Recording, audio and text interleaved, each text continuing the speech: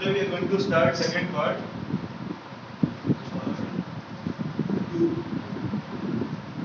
Geography chapter 3.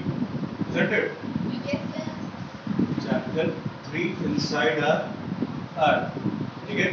इसमें basically क्या चीज? आर चेंजिंग अर्थ है. चलो.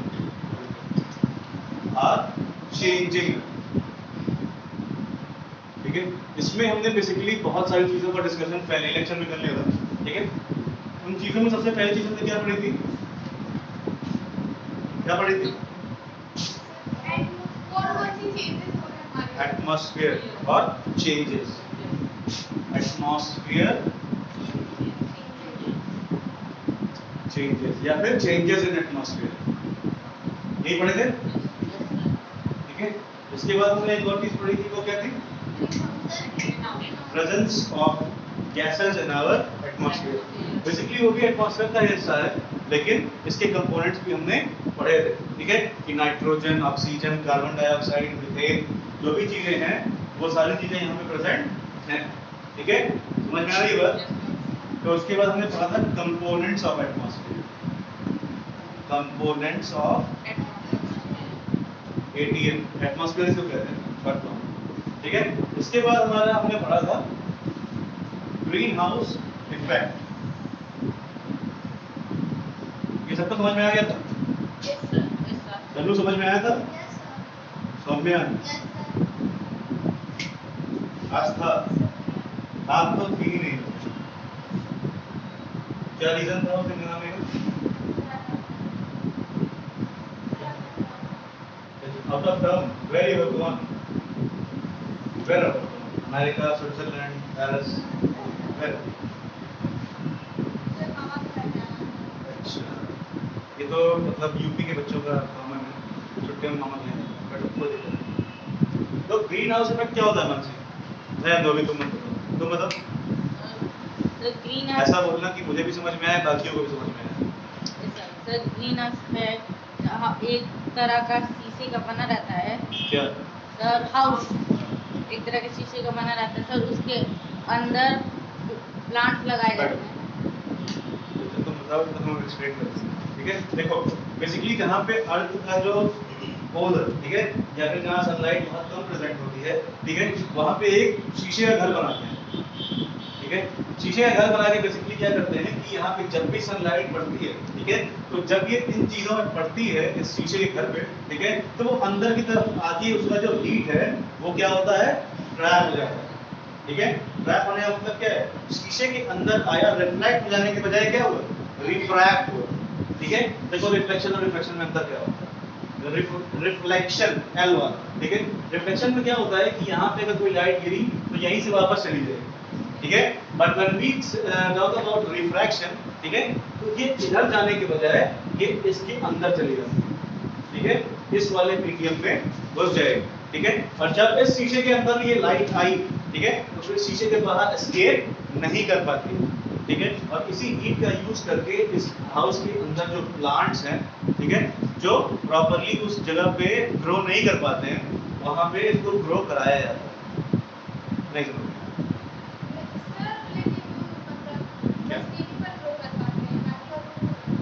जहाँ पे जो प्लांट्स प्रॉपर्ली हीट की एब्सेंस की वजह से अगर ग्रो नहीं कर पा रहे हैं, ठीक है, तो वहाँ पे ये ग्रीन हाउस बनाए जाते हैं ताकि वो प्लांट्स प्रॉपर्ली ग्रो कर सकें. ठीक है, और इसी इफेक्ट की ही तरह से हमारा अर्थ भी होता है. ठीक है, अर्थ है, इसके चारों ओर क्या है? Ozone layer. ठीक है, ozone layer is also acting just like a green house. ठीक है, क्यों? क्योंकि ये जो हमारे क्या कहते हैं, हीट अंदर जो आया है, ये हीट बाहर एस्केप नहीं कर पाता.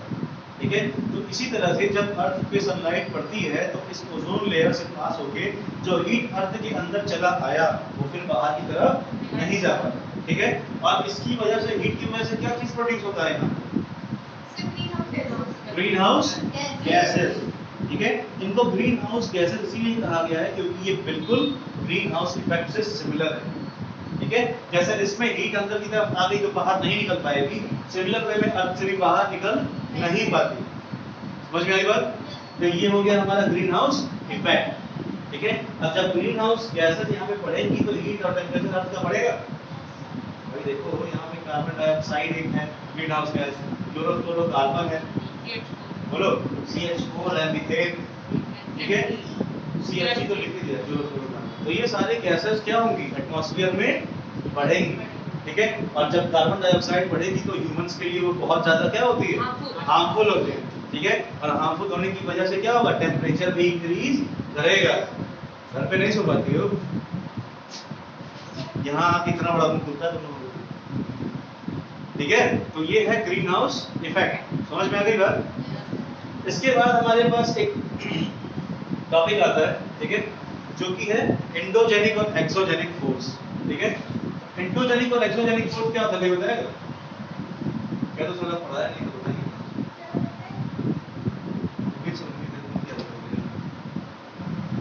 तनु क्या होता है एंडोजेनिक और एक्सोजेनिक फोर्स?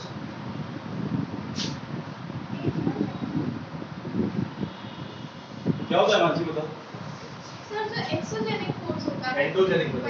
एंडोजेनिक फोर्स जो होता है वो अर्थ के क्रस्ट के नीचे होता है। जैसे कि अगर हमारे अर्थ पर आए पूरी प्लेट्स हैं तो अर्थ की सरफेस के नीचे आए वो, तो ऐसे फोर्सेस जो अर्थ सरफेस के नीचे आते हैं उसे एंडोजेनिक फोर्सेस कहते हैं। और एक्सोजेनिक फोर्सेस वो होते हैं जो अर्थ क्रस्ट में, अर्थ सरफेस। किसको समझ में आया, किसको नहीं समझ आ गया? तुम भी आओ, तुम भी बैठ जाते हैं। देखो एक्सोजेनिक फोर्सेस और एंडोजेनिक फोर्सेस वो होते हैं, ठीक है। एक्सोजेनिक का मतलब क्या, अर्थ के ऊपर, ठीक है। एक्सो का मतलब होता है अपर लेयर, ठीक है, और एंडो का मतलब होता है इनसाइड द लेयर, ठीक है। सबसे अंदर वाली लेयर कौन सी होती है अर्थ की? कोर, ठीक है। तो कोर में जो फोर्सेस काम करती है, कोर में क्या प्रेजेंट होता है बताओ भाई? कुछ और नहीं होता, केवल मैग्मा ही होता है। सोच के बोलो। मैग्मा तो होता ही है, ठीक है। मैग्मा की वजह से और क्या प्रेजेंट होता है बताओ भाई, तुम्हें तो पता होना चाहिए कि मैग्मा के साथ साथ और क्या प्रेजेंट होता है। अरे टेम्परेचर और प्रेशर भी तो होता है कि नहीं होता है? मैंने सीधा साधा बताया कि मैग्मा की वजह से क्या प्रेजेंट होता है, ठीक है। तो हाई टेम्परेचर और हाई प्रेशर भी नीचे प्रेजेंट होता है, ठीक है। तो वो फोर्सेस जो उस कोर में या फिर उस लेवल पे अर्थ के काम करेंगी वो क्या कहलाएंगी? एंडोजेनिक फोर्सेस, ठीक है। जो अर्थ के सरफेस पे या क्रस्ट पे काम करेंगी वो क्या होंगी? एग्जांपल बताओ। Exo sea waves is not a force. Earth के सरफेस पे कौन सा ऐसा फोर्स जो काम करता है? आप मत बोलिएगा, बताइए। अर्थ के सरफेस पे हम क्यों खड़े हैं? ग्रेविटी क्या है? ग्रेविटी फोर्स ही तो है, हमें कोर की तरफ खींचने वाली फोर्स ही है। कहाँ काम कर रही है? सरफेस पे ना। अंदर भी ग्रेविटी काम करती है क्या? कोर पे काम करेगी ग्रेविटी? सोच के बताओ। हाँ जी, कोर पे काम नहीं करेगी, कोर लेवल पे काम नहीं करेगी, बट अर्थ के मिड में हमें अट्रैक्ट करती है, ठीक है। It is also a force that is only working on the surface, ठीक है। कैसा सही है क्या? तुम्हें लग रहा है कोर पे काम नहीं करेगी ग्रेविटी? यानी कि जब वॉल्केनिक इरप्शन होता है तो यानी कि हम अगर उस लेवल पहुंच जाएंगे 30 किलोमीटर पे तो वहां तैरने लगेंगे स्पेस की तरह से। बताओ, थिंक प्रैक्टिकली। अगर हम लोग कोर तक पहुंच गए अर्थ के, तो क्या हम लोग वहां जाकर के ग्रेविटी महसूस नहीं करेंगे, तैरेंगे? हम लोग स्पेस में जाके क्यों तैरते हैं? क्योंकि वहां पे ग्रेविटी, जो ग्रेविटेशनल फोर्स होता है वो बहुत लो होता है, ठीक है। ह्यूमन बॉडी पे जो ह्यूमन बॉडी पे जो ग्रेविटेशनल फोर्स का एक्सपीरियंस है वो बहुत कम हो जाता है, इसलिए हम जाकर के स्पेस में तैरते हैं, ठीक है। तो क्या हम कोर तक अगर पहुंच गए तो वहां जाके तैरेंगे? सोच के बताओ। देखो, ग्रेविटी एक ऐसा एग्जांपल है जो हर जगह काम करता है, ठीक है। दूसरा समझ में आ रहा है ना? ये जो अर्थ है इसके बाहर भी काम करता है, इसके अंदर भी काम करता है और यहाँ भी काम करता है। अगर ये यहाँ काम नहीं करेगा तो हम लोग सीधे खड़े नहीं हो सकते हैं भाई। एक रेफरेंस लाइन चाहिए ना हमें अट्रैक्ट करने के लिए। Yes sir. हमारा अर्थ क्या है? एक परमानेंट मैग्नेट ही तो है। Yes sir. समझ में आ रहा है ना? आ रहा है। तो अर्थ एक क्या है? परमानेंट मैग्नेट है। तो मैग्नेट क्या करता है? अगर एक गोल मैग्नेट हमारे पास है तो हर चीजों को अपने सेंटर की तरफ आकर्षित करता है या अट्रैक्ट करता है। ठीक है? तो सिमिलर वे में अर्थ भी हमें क्या कर रहा है? अपने मिड में अट्रैक्ट कर रहा है। ठीक है? यानी कि फोर्स का जो एक्सपीरियंस है वो यहाँ तक होता है। समझ में आया? तो ये क्या है हमारा? यहाँ पे ग्रेविटी होती है। ठीक है? तो अगर यहाँ मैग्मा होता तो फ्री फ्लोइंग मैग्मा होता। ठीक है? उसके ऊपर कोई भी कंट्रोल हमारे रॉक्स का या फिर उसके अपर लेयर्स का नहीं होता। ठीक है? वो इजीली कभी भी इरप्ट हो जाता अगर ग्रेविटी वहां प्रेजेंट नहीं होती। ठीक है? समझ में आया? तो जो हमारे क्रस्ट पे जो फोर्स हमें एक्सपीरियंस होता है उसको कोई और एग्जांपल बताओ। ना देखिए बताओ।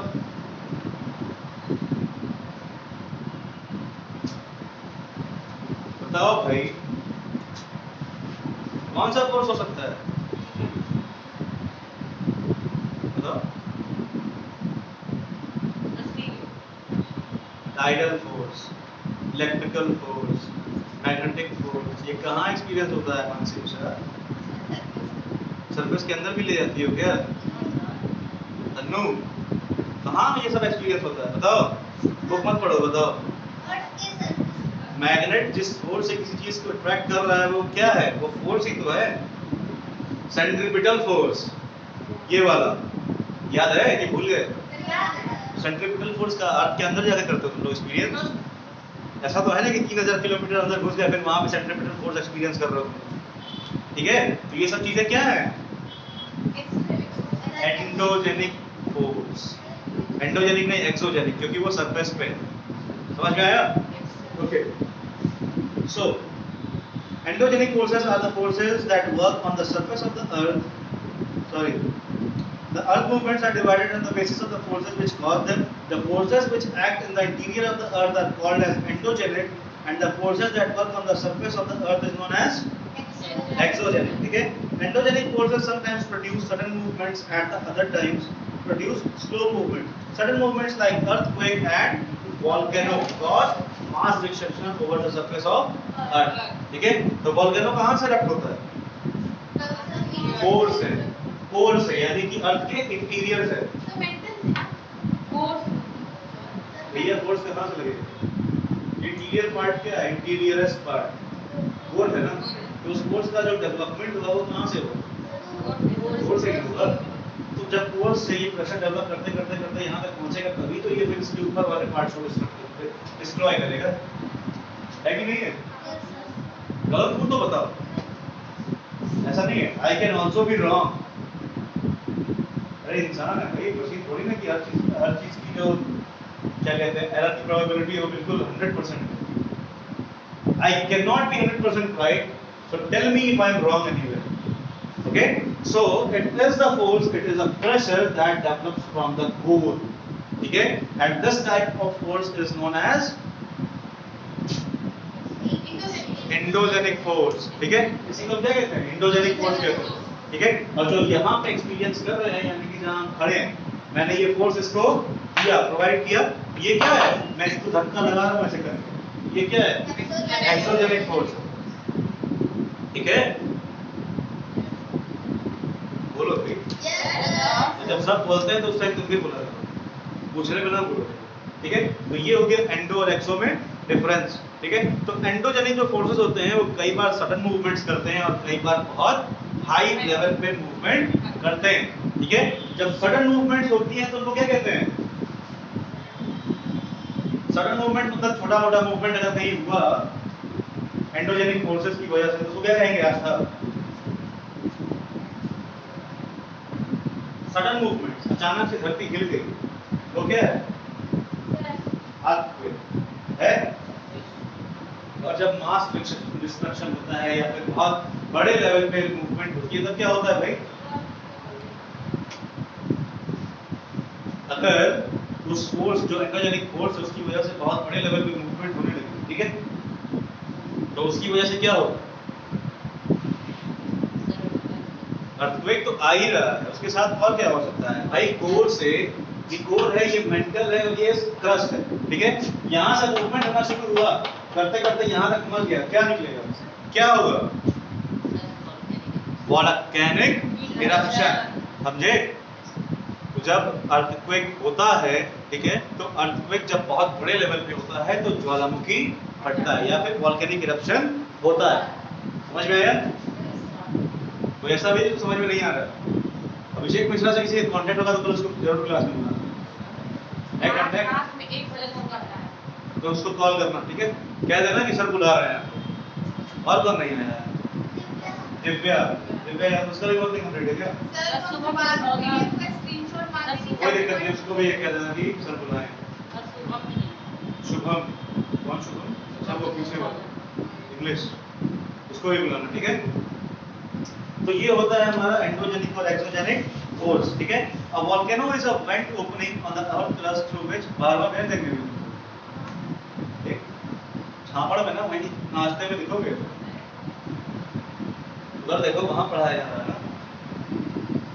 Volcano is a vent opening in the earth crust through which the molten material erupts suddenly, ठीक है। Similarly, when the lithospheric plates move, the surface of the earth vibrates. The vibrations can travel all around the earth. These vibrations are called earthquake. The places in the crust where the movement starts is called the focus, and the place where surface above the focus is called epicenter, ठीक है।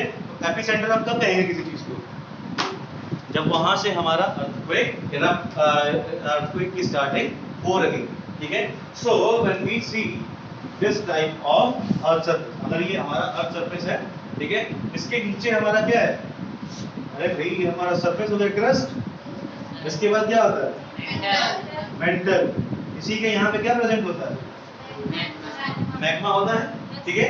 जब disturbance create हुआ यहाँ पे, यहाँ disturbance create हुआ, ठीक है, इसने इस लेवल को क्रॉस किया यहाँ से, एक सरफेस पे आया, तो सरफेस पे जब ये यहाँ इसके बीच में लाई कर रहा है, तो यहाँ पे जब चीजें धीरे धीरे इस टेम्परेचर की वजह से पिघलना स्टार्ट कर देंगी, होता है कि नहीं होता, बोलो ये क्या है, होता है ना। तो जब ये इसकी वजह से यहाँ से बाहर की तरफ निकलता है, तो यहाँ पे क्या होता है, एक वेंट ओपनिंग, वेंट ओपनिंग का मतलब बेसिकली ये होता है कि एक छोटा सा होल पहले क्रिएट होता है, ठीक है, जो अर्थ के दो लेवल्स को एक दूसरे से क्या करता है, कनेक्ट करता है, ठीक है। तो जब कनेक्ट करता है तो उसके बाद यहाँ से जो भी ये हाई टेम्परेचर और प्रेशर के साथ बाहर निकलेगा वो क्या कहता है, वोल्केनो, ये होता है ना। अच्छा, हरिकेन और टॉर्नेडो में अंतर क्या है, हरिकेन और टॉर्नेडो में डिफरेंस क्या है भाई, बताओ। टॉर्नेडो को हिंदी में कहते हैं, टॉर्नेडो को साइक्लोन ही कहते हैं ना। सही है, टॉर्नेडो और साइक्लोन एक ही चीज होती है, सोच के बताओ। बैरिस्टर और लॉयर में डिफरेंस है, इंडिया का वकील लॉयर और साउथ अफ्रीका का वकील बैरिस्टर, बस ये डिफरेंस है दोनों में। अगर ये अमेरिका में या पूरा तो ये वोल्केनो में कुछ और कहलाएगा, ऐसा है क्या। टॉर्नेडो क्या होता है, ठीक है, सोच के बताओ, बोलो। टॉर्नेडो और साइक्लोन एक ही चीज है कि अलग अलग, वो बोल रही है इसलिए। प्राइम मिनिस्टर और प्रेसिडेंट एक ही चीज है भाई, यूएस में है, वहाँ प्राइम मिनिस्टर नहीं होते, प्रेसिडेंट ही हाईएस्ट अथॉरिटी है। आ रहा है ना सिविक्स, इसके बाद सिविक्स स्टार्ट होगा, चैप्टर 5। क्या होता है वोल्केनो, साइक्लोन और टॉर्नेडो एक ही चीज है कि अलग अलग, अलग अलग है। बताओ, खड़े होकर डिफरेंस बताओ, खड़े हो जाओ, खड़े बताओ, डिफरेंस बताओ भाई। और जो कह रहा है कि दोनों में दोनों अलग अलग चीजें, वो बताओ डिफरेंस। टॉर्नेडो और साइक्लोन में डिफरेंस क्या है, बताओ।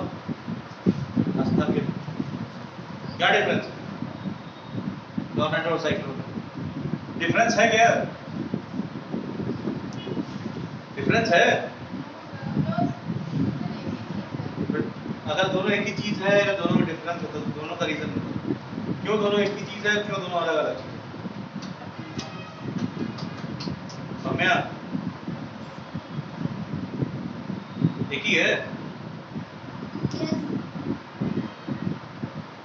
बीजेपी जीतने वाली है, सब लोग कहेंगे बीजेपी के ही क्या ही सरकार बनेगा, ऐसा है क्या? बताओ भाई। सौरभ गंगुली, सॉरी सौरभ चौहान, बताओ एक ही है कि अलग अलग है?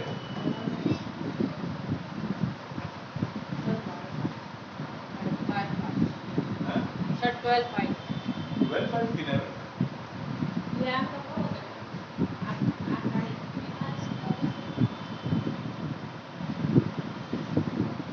बताओ, दोनों एक ही चीज है यार।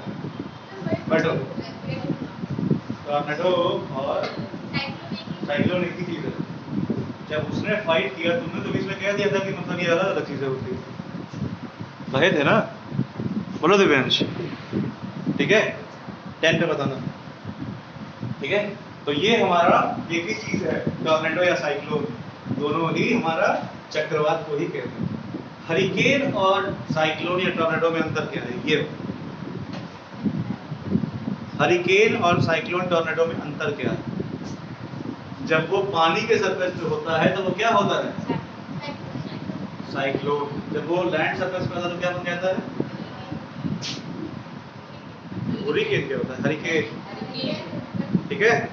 तो ये ही डिफरेंस होता है, ठीक है? तो देखो बेसिकली जब यहाँ से ये इरप्शन हो रहा है, ठीक है, तो इरप्शन की वजह से कुछ फोर्स इस पे लगा, फोर्स लगा, ठीक है? तो ये जो वेंट ओपनिंग थी, जो थोड़ी सी ओपनिंग थी, इसने एक बड़ा सा रूप ले लिया, बड़ा रूप लिया। तो ये बिल्कुल जो दिवाली वाला अनार होता है हमारा, बिल्कुल उससे हम इसको कंपेयर कर सकते हैं, ठीक है?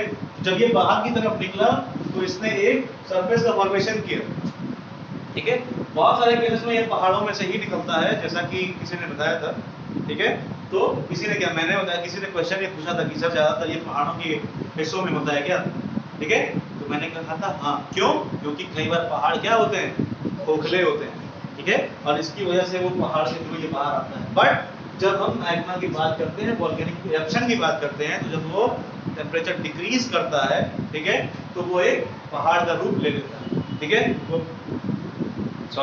वो जो मैग्मा होता है जब वो रॉक में कन्वर्ट होता है, इग्नियस रॉक में, तो वो एक पहाड़ बन जाता है, ठीक है? फिर दोबारा जब इस एरिया में प्रेशर का डिस्टर्बेंस होता है तो इसी के थ्रू फिर से वोल्केनिक इरप्शन है, समझ में? तो ये एक कौन सा फोर्स का एग्जांपल है? एंडोजेनिक, ठीक है? Because it is caused in the interior of earth, ठीक है? सो when there are small vibrations, जब यहाँ पे छोटे-छोटे vibrations प्रोड्यूस होते हैं, तो vibrations क्या करते हैं कि ये जब टेक्टोनिक प्लेट्स हिलती हैं तो इनका जो एक्सपीरियंस है वो बहुत दूर तक ट्रैवल करता है, ठीक है? आपका कभी फोन अगर वाइब्रेट करता है तो अगर फोन पीछे वाली बेंच पे रखा है और ये सारे बेंच इंटरकनेक्टेड हैं, तो आप टच करोगे तो यहाँ पे भी आपको वाइब्रेशन फील होगा, ठीक है? वाइब्रेशन क्यों फील होगा? क्योंकि वाइब्रेशन फ्लो करता है, ठीक है? जब भी हम वाइब्रेशंस की बात करते हैं तो वो एक सरफेस से शुरू होकर के दूसरे सरफेस तक फ्लो करता है, ठीक है? अगर यहाँ पे अगर वाइब्रेशन इस हाथ में मेरे है, ठीक है, तो वो यहाँ तक एक्सपीरियंस होगा। अगर मैंने इस चीज को टच कर रखा है तो ये बहुत हद तक पॉसिबल है कि ये भी सब वाइब्रेट करने लगेगा, अगर वाइब्रेशन बहुत हाई इंटेंसिटी का है तो, ठीक है?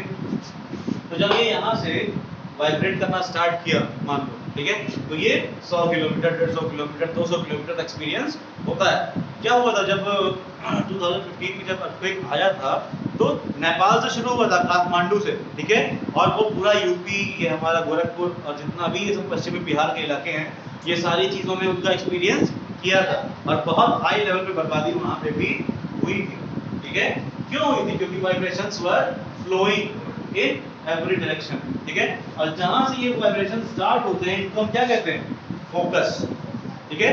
और इस फोकस के जस्ट ऊपर वाला जो हिस्सा होता है ये होता है एपिसेंटर, ठीक है? जहां से ये स्टार्ट हो, क्रस्ट में थोड़ी ना जाता है।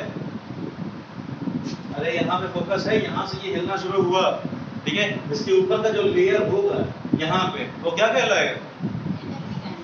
एपिसेंटर। एपिसेंटर बेसिकली उस जगह को कहते हैं जहां से वोल्केनो इरप्ट हुआ था।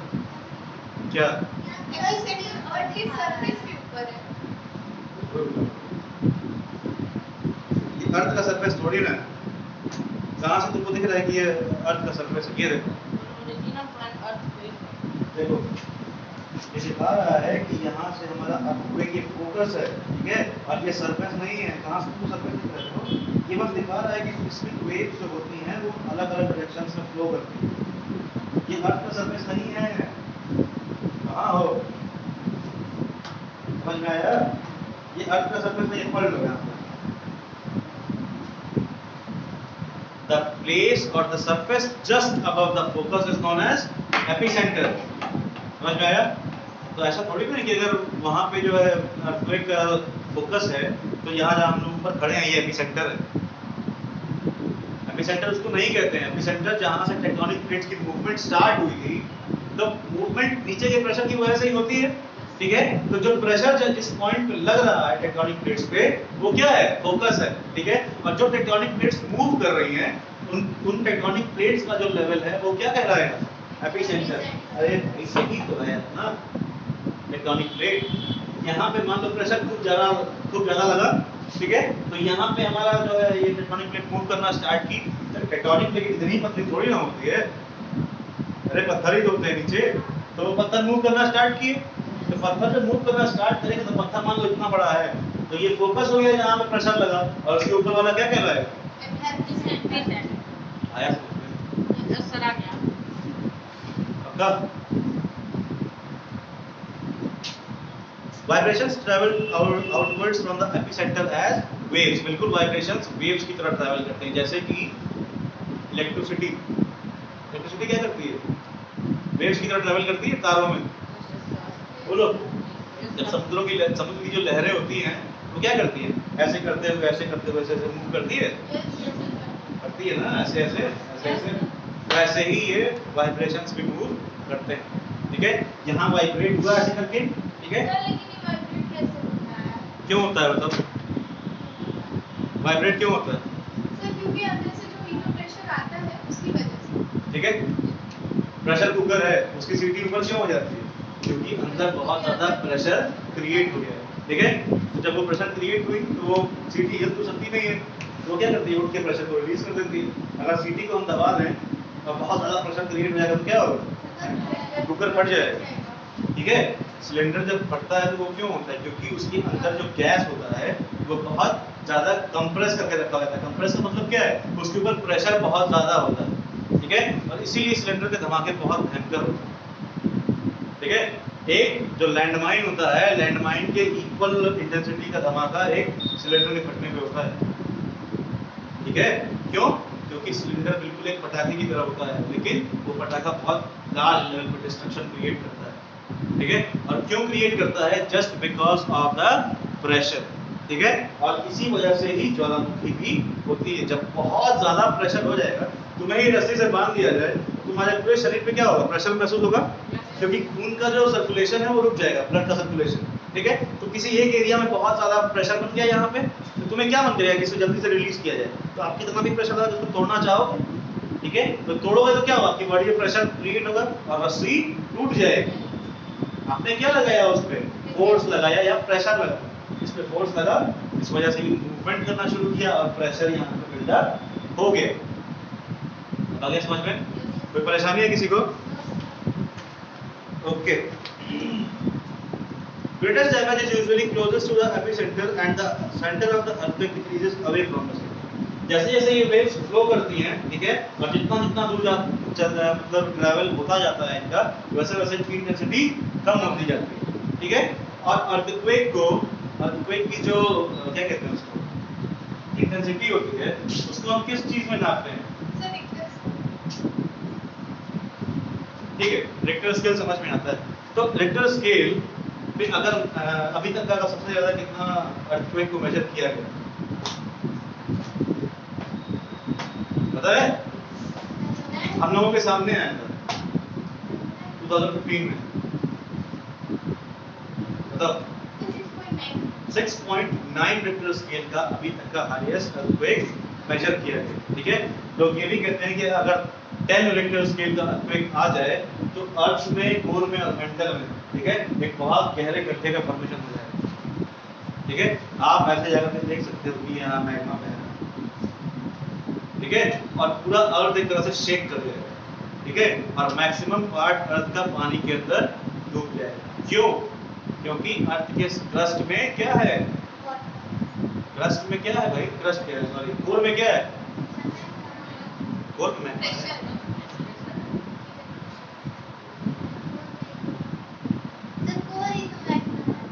कोर और मेंटल के बीच में मैग्मा, मेंटल पे मैग्मा प्रेजेंट होता है, कोर में क्या है, सॉलिड फॉर्म है कोर, ठीक है।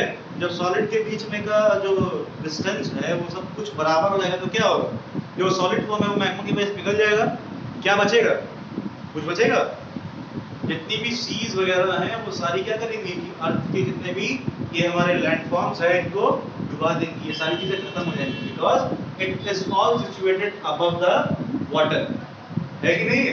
India is a peninsula, it is covered by water on the three sides, ठीक है। and when we talk about Asian continent, it is a, अगर एशिया पूरे कॉन्टिनेंट की हम बात करें तो वो क्या है, आइलैंड है कि नहीं है आइलैंड। अरे भाई एशिया में जितनी कंट्रीज हैं, अरे एशिया छोटा मोटा थोड़ी ना है, एशिया सबसे बड़ा कॉन्टिनेंट है हमारा, ठीक है। तो अगर हम उस पूरे बड़े से लैंडफॉर्म की बात करें तो वो पूरा पानी के ऊपर ही तो है, इंडियन ओशन, अरेबियन ओशन, फिर तुम्हारा ये ऊपर बहुत सारे बे ऑफ बंगाल, ये सब क्या है, पानी ही तो है। समझ में नहीं आ रहा तुम कब,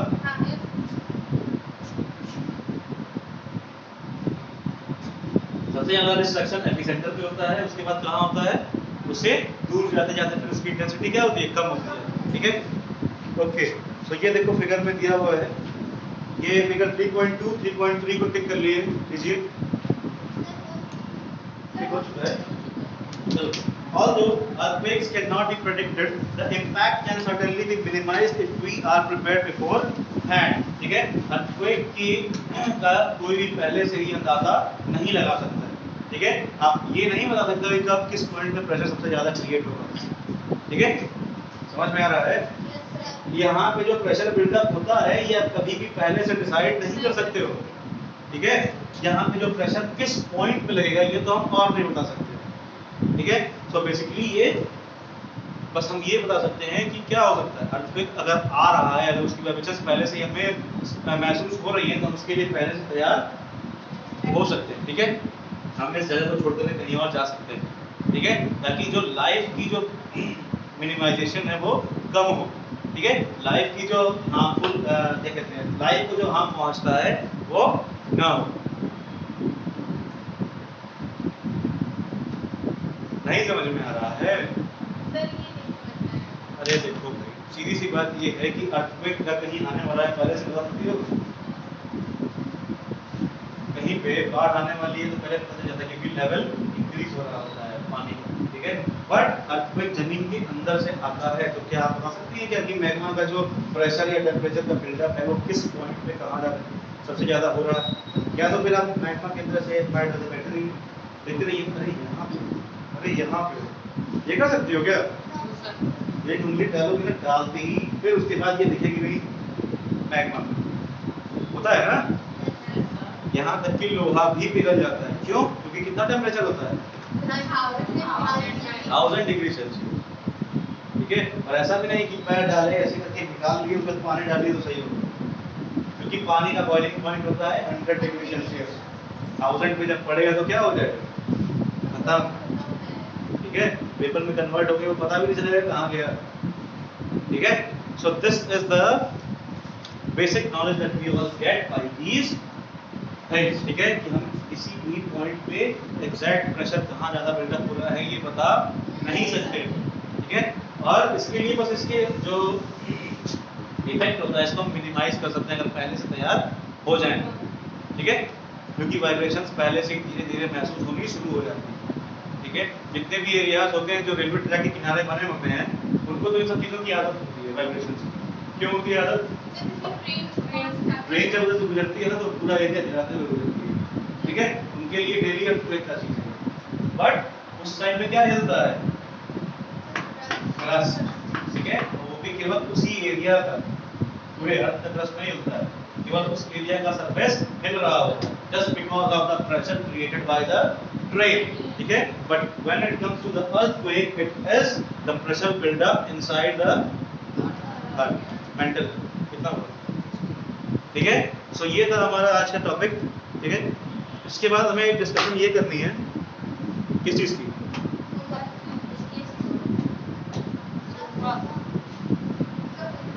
आखिरी में सबसे ज्यादा हम किस चीज की डिस्कशन करते हैं? होमवर्क। 4 मिनट स्ट्रेस तो खत्म, अभी चैप्टर मुश्किल से 1 दिन का मिलना, एक या दो, कितना पेज है, कौन सा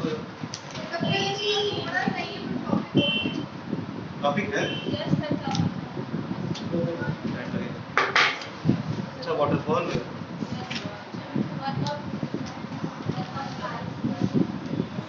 इरोजन भी है इसमें। Find the examples of endogenic and exogenic forces. Examples of endo and exogenic forces, ठीक है। और डिटेल में एक्सप्लेन कीजिएगा, ऐसा नहीं कि एक ही लाइन में एक्सप्लेन कर दिया, ये एग्जांपल है, बस खत्म, काम खत्म हो गया सबके, बट आपको उसका डिटेल भी फाइंड आउट करना है, ठीक है। So this is all for today's lecture, okay. The next part will be studied in the next lecture. Till then, stay tuned for the next part.